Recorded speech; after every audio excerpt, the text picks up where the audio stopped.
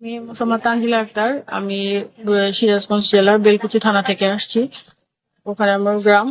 আহ, এখানে আসছি উজ্জ্বল নামে এক ছেলের সাথে রিলেশন ছিল 2014 সাল থেকে 2025 সাল পর্যন্ত রানিং ছিল। তো 2014 সালে ও কন্ডিশন দিয়েছিল ও মুসলিম হয়ে বিয়ে করবে। তো তারপরে হচ্ছে আমার ফ্যামিলি জানাজানি হয়ে যায়, 2018-তে আমার বিয়ে হয়ে যায়। তো ওখান থেকে ও হচ্ছে আমাকে নিয়ে পালায়। আমি আর ও এক হসপিটালে ছিলাম এবং ওর সাথে বাসা নিয়েছিলাম। তারপরে আমার ফ্যামিলি থেকে হচ্ছে পুলিশ কেস করে, মামলা করে। পরে হচ্ছে ওর ফ্যামিলি এসে ওকে নিয়ে যায়, আমার ফ্যামিলি এসে আমাকে নিয়ে আসে। তারপরেও আমাদের রিলেশন কন্টিনিউ ছিল এবং 2025 পর্যন্ত চলতেছিল। তো হঠাৎ করে 2025-এর ফেব্রুয়ারি মাসে ও বিয়ে করে ফেলে।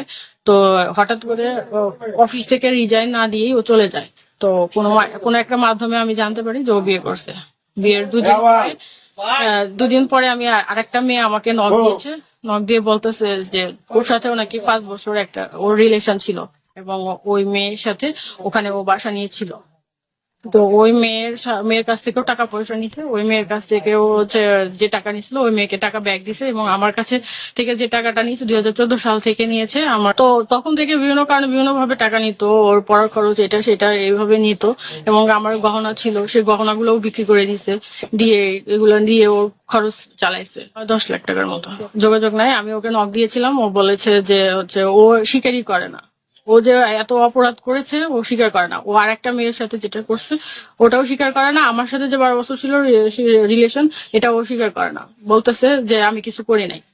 তো তারপরে হচ্ছে ওকে বলছি যে আমি কিন্তু বাসায় যাব। বলছে আচ্ছা ঠিক আছে, সে আমাকে বাসায় আসতো। এখন ও যে আমার সংসার নষ্ট করছে, 12টা বছর নষ্ট করছে, এখন যে ক্ষতিপূরণ হয়েছে সে ক্ষতিপূরণ